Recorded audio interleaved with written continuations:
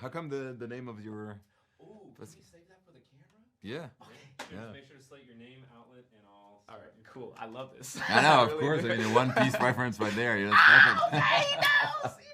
I hope that's rolling. What's going on? It's your boy Juju Green, aka Straw Hat Goofy, your movie guy, and I'm here with Pierre Perifel. I believe I said that right. Yeah. Look at me, I'm French. Director of The Bad Guys 2. How we doing, my man? Good, man. Happy to be here. Yeah. Pretty, Awesome. I'm happy you're here, man. Yeah. It appears to me that you know ball. Because you asked me about my name and you knew exactly like what it was. Wait a minute, like Straw Hat Goofy, man. Come yeah, on, yeah, come on, it's man. great. So wait, are you a One Piece fan? Yeah, of course I am. Really? Yeah. Okay, you caught up or what? Are you just like kind of like? No, I'm not caught up. I It's a think lot. there's too many. It's It's too a many. lot. Yeah. And plus, too you're many. directing. My kids have been wanting to just try to catch up on the mangas themselves and not necessarily on the animes. And dude, man, like they were like that. There's like 600 books or something. Yeah, like it's like ridiculous. 100 some odd volumes. or It's something crazy. Like that. It's insane. So we started, and I mean, they're old now, so they can read by themselves. So we just read it. I mean, this piece is just outstanding, man. Right? Of course, it's amazing. Like the imagination behind it is just mind blowing. The world building in it is course. like what I fall in love with it the most. Of course. It's the world building and it's the ride or die friendship of the crew and whatnot. Like 100%. it's what I'm obsessed with the most. Of course. I have tattoos. Like Oh, really? I name my name. Like my Yeah, name yeah. is it. Like it's the whole thing. So every time I do these junkets, and there's always at least one curious person that's like, what's Straw Hat Straw Goofy? Hat And I get a chance to Yeah, of course, to geek just out a right little there. bit. Just geek out a little bit. Before we get started, who's your favorite Straw Hat? Do you have one? Oh, Luffy, yeah. Luffy. Yeah, of See, course, of Luffy. course. Yeah, Luffy's my again Straw Hat Goofy. So like I try to model my whole personality. Yeah. Definitely. But yeah, so watched this movie about a week and a half ago. Yeah.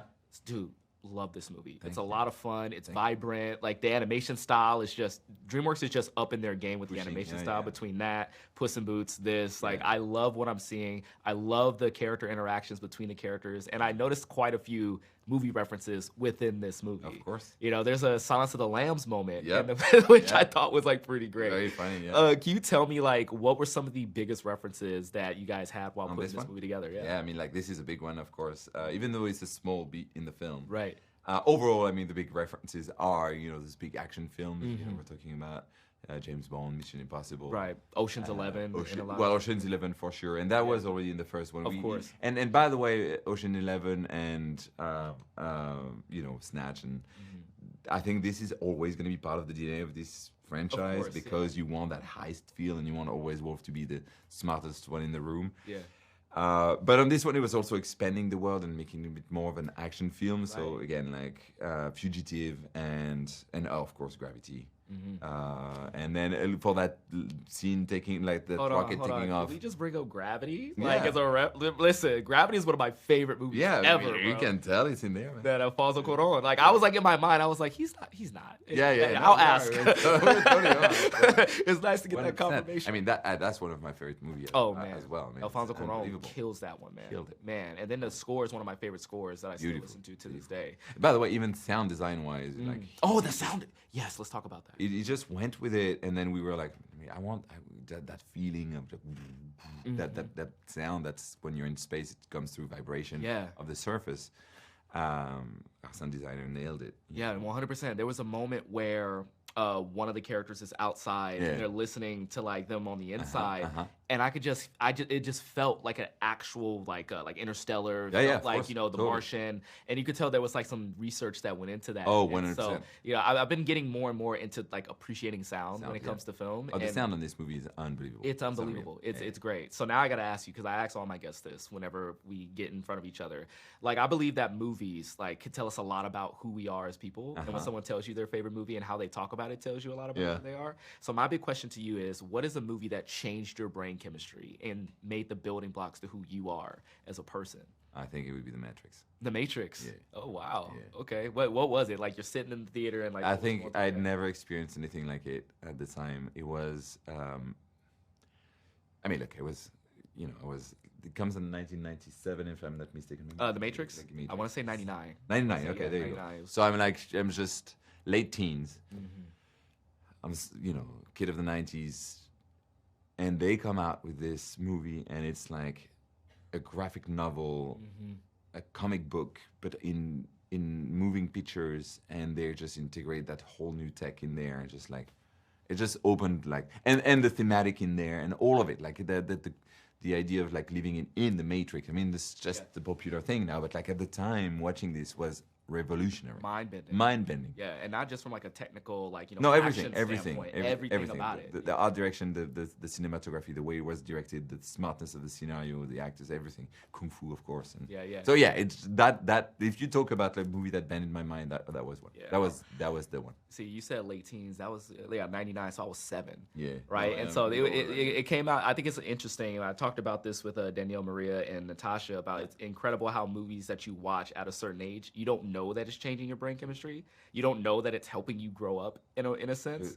And so a 7-year-old watching that, like, I thought I was just watching like Kung Fu and like, but as I got older, I was like, wait a minute, like it's here, like I'm being conditioned into. And like, I'm telling you, as an artist and like somebody who's just like, you know, telling stories, I would just draw things for these movies or other things and just draw things and just like spit out stuff that I have in here without even knowing it's in there, but it's been like integrated, digested, and regurgitated on an image, and that's oftentimes that's just like when I reference stuff, it's because it's been like printed in here, weirdly, and you don't even know it, you know. But and a lot of it happened during those formative teenage years, you know.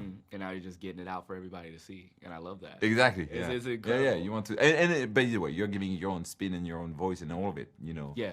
But it is like when I see it, and not everybody was going to be like, oh, this is exactly this. No one will do that. It's just me. I'm like, oh my God, this is an image from The Professional and whatever, you know. Right. The way I see it is almost like I don't know the scientific term for it, but I know Pink Floyd depicted it on an album cover. We know the one with like it like goes through like a prism and like, on the other side. Yeah, that's and that's how I feel Dark like Side of the Moon. Yeah, right. Exactly. Thank you. And that's how I feel like we take in art, right? It's like it imprints itself on us, and then it comes out of a prism that is us in that way. It's exactly right. And so I always kind of get like pissed when people say like, oh, there are no original ideas because this has a slight reference to this thing, and it's kind of like. No, it's not the case. It's not the case. It's like when people say, "Oh, Star Wars is a ripoff of like Flash Gordon." I'm like, course. Is it? Did like Flash Gordon have those the way filming and was there a Darth Vader in Flash? No, I don't think so. Exactly. No, but you're building on the shoulders of other people, and that's how. And that's the best way. That's how we evolve as a human species. I think, and that's what's so interesting about it. But yeah, never forgetting that someone before you influenced you. And be grateful for that, but at the same time, it's just you know that you're gonna influence somebody else. Yeah, it's super cool too. You know? Kobe Bryant is just Michael Jordan the remix. Yeah, but he's still Kobe. You know what I'm saying? No. So I want to get into because like I feel like a lot of my commenters are going to be talking about this, and I couldn't help thinking this while like watching this character Kitty Cat and her character design. Yeah, she's kind of hot. Like I'm just gonna say it, right? And it reminded me. I have a buddy who makes like his own art and everything, and what he does is that he takes iconic animated characters and then he puts them in like urban aesthetic outfits, like a little bit more humanoid, and they look weirdly hot. And immediately I'm in the middle of watching this movie, and I texted it to him, and I said, "Bro, Kitty Cat in this movie." He says, "I know," and I just wanted to show you like one of his designs that I nice. Like. Oh, that's cool, man. Right? It's really cool. Yeah, really cool. And you swipe just like to the right a couple times. There's like one or two more, but it's some good stuff in there. And so I really wanted to talk to you about like just the design of like her character. She just seems like, I mean, all the characters, honestly. I mean, Wolf, people will feel some type of way about Wolf as well with the suaveness and everything. Yeah. But talk to me about like the character design and the choices to make these characters look like debonair, smooth, and just kind of like have that look to them. I mean, I think it's always been part of the core of this film. You know, the core of the look of this film is like approachable, cool, slick, but at the same time, you know, goofy, you know, and by the way, it's hard for me to talk about design without talking about motion because, yes, of like, course, being an animator and just being a designer at the same time, it's just like to me, the design has to serve the animation style. So I always think of them together, and when I work with my team, that's how we build them.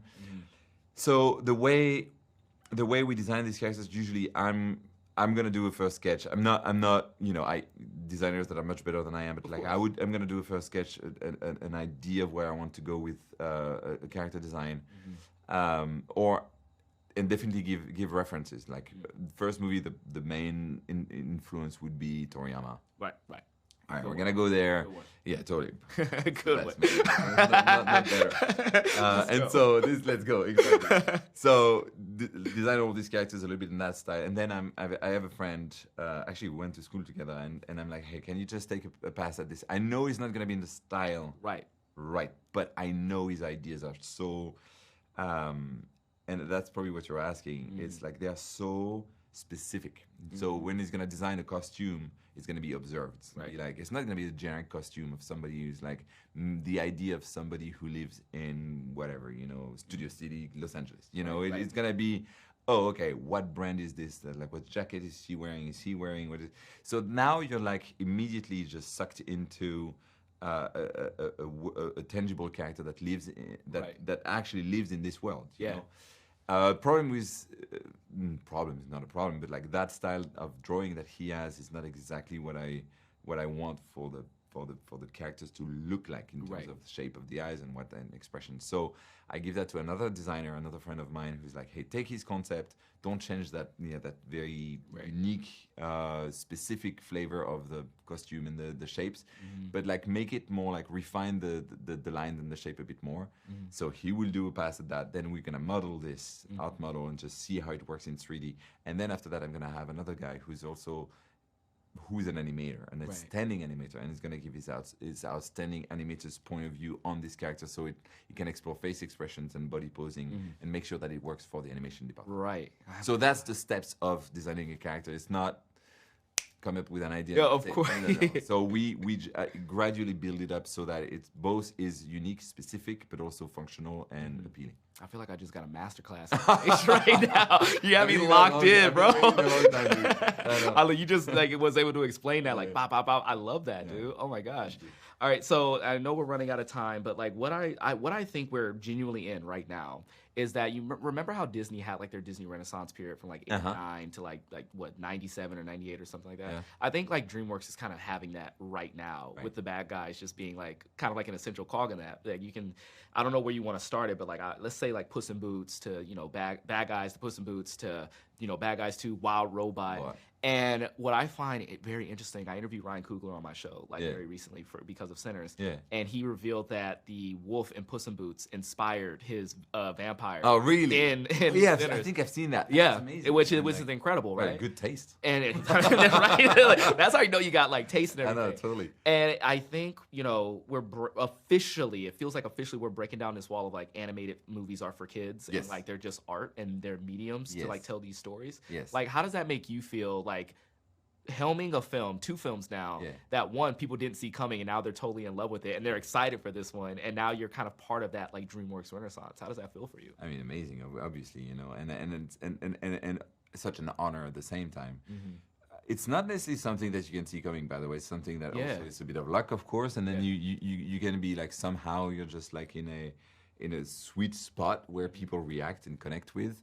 And what's cool about this is the snowball effect of it. Right. And that's what you're talking about, and I think that's what I'm very excited about is that we did this with Bad Guys. Honestly, kudos to the studio for letting us explore something that felt different and have a bit more edge. And the first one is plays a bit younger than this one, by the way. Of course. And then Joel Crawford, does Puss in Boots on the heels of that, and he's a close friend, and then we're like, oh my God, he's a good friend too. He's awesome. We talked. And I'm like, I look at him and I'm like, dude, your movie's amazing. And so we're just bouncing off ideas of each other and just like trying to. He's like, how do you do those action scenes? And I'm like, how do you do those emotional? So we're influencing each other, which also has a snowball effect outside of this little circle where other directors and filmmakers at DreamWorks also pick up from that. And then all of a sudden you have Chris Sanders, who's like, dude, I want to try some different look as well. And other artists at the studios are like, oh, I want to try and push some other stuff influenced by what we're trying to do. Tools are getting built within this to help us achieve that look. And therefore, the next movie is like capitalizing on these tools. Like, hey, I can add stuff to this and I can just, can use this to create something different. So Chris Sanders, legend, uses these tools and just decides to push further and just makes a brilliant film that looks different. And now that movie is going to have a sequel as well and just becomes... And so that snowball effect is infectious, But it doesn't infect just the studio or the filmmakers and the artists of the studio. It affects the audience. All It audiences. just feeds people to want something else, and other studios to want to just try new things as well. I mean, Sony did it with Spider-Verse. Arcane is doing it. Yeah. You know, and it inspired everybody. Blue Eye Samurai. I mean, you have all these super cool TV shows as well that are like, wow, and we're feeding off of each other. And I think, to your point, it's not just DreamWorks Animation. It's like it's everywhere a little bit right now. Yeah, we're in an animation like renaissance. Exactly, right now, and for people are excited about animation because also there's so much content now, but also that content tries to just skew a little bit more adult in some thematics, some TV shows. And it allows us to break some walls, you know, in a fantastic way. What a time to be alive, man. Totally. What a time to be alive. I love it. Exciting. Very, very exciting. Very exciting for me to be a part of it. I'm glad you're a part of it, man. I'm going to All keep right. watching. It's great, man. Nice talking to you. I Totally, could have did dude. this for hours. Oh, absolutely. Thanks, man. Take care, buddy.